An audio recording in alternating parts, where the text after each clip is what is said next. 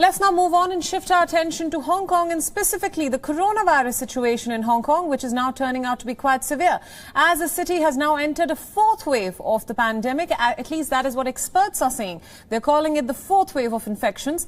Hong Kong subsequently has now ramped up testing and tightened measures at the border for people coming into the territory. New measures have been announced by Hong Kong's Health Minister, Sophia Chan. Listen in. I would appeal to people to stop all the unnecessary gathering activities because the situation is severe now in Hong Kong. So the information from the Center for Health Protection, we have probably entered, into a new wave of cases. But of course, we are now doing our best. That was, of course, the Health Minister urging people to stop unnecessary gatherings and activities. Hong Kong's Health Minister added that there is no way for the restrictions to be watertight. As the coronavirus infections in the city continue to rise, Hong Kong has now suspended in-person classes for lower primary school students as well.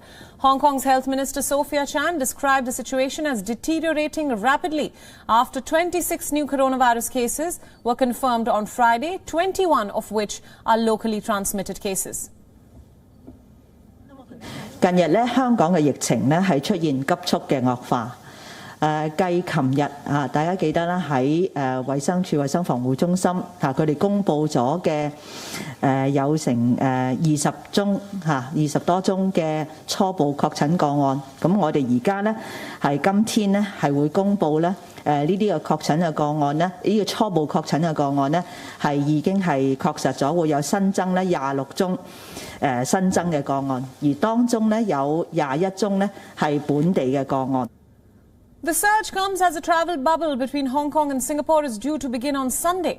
Under this arrangement, people would be allowed to travel between the two cities without observing quarantine but must take a COVID-19 test before departure and upon arrival. There would be no restrictions on the purpose of travel. However, if the COVID-19 situation deteriorated in either city, the travel bubble would be suspended. Hong Kong has recorded around 5,500 coronavirus cases and 108 COVID-19 related deaths since the pandemic began. The city was ranked number 1 for arrivals globally in 2019 by the research company Euromonitor International.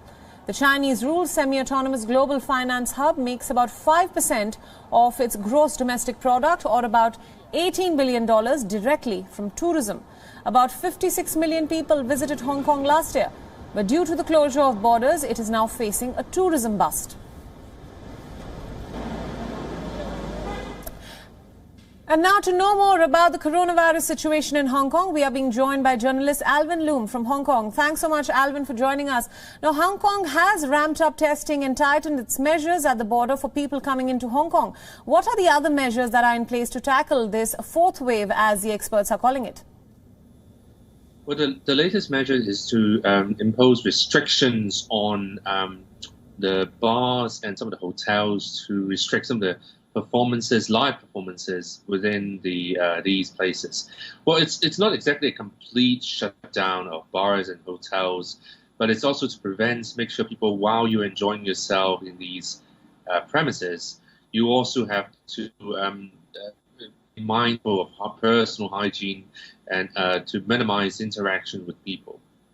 Right. Now, Alvin, the surge obviously comes as a travel bubble between Hong Kong and Singapore is due to begin on Sunday, in fact. So how do you assess the impact of this wave on this development, and how will the tourism sector particularly be impacted?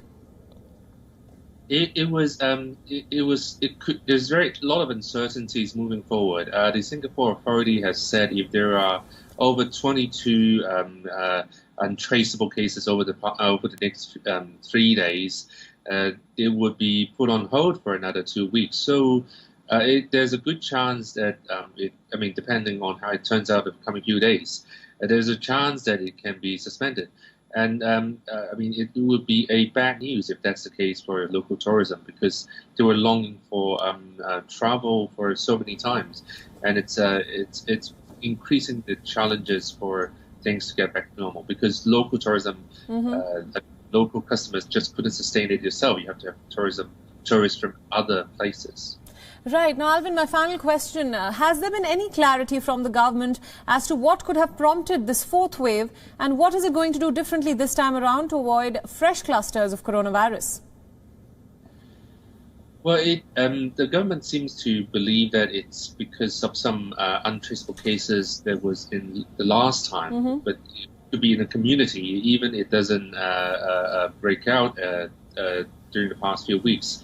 The way forward seems to be there will be some partial mandatory screening, and also to impose better tracking over the known cases. So,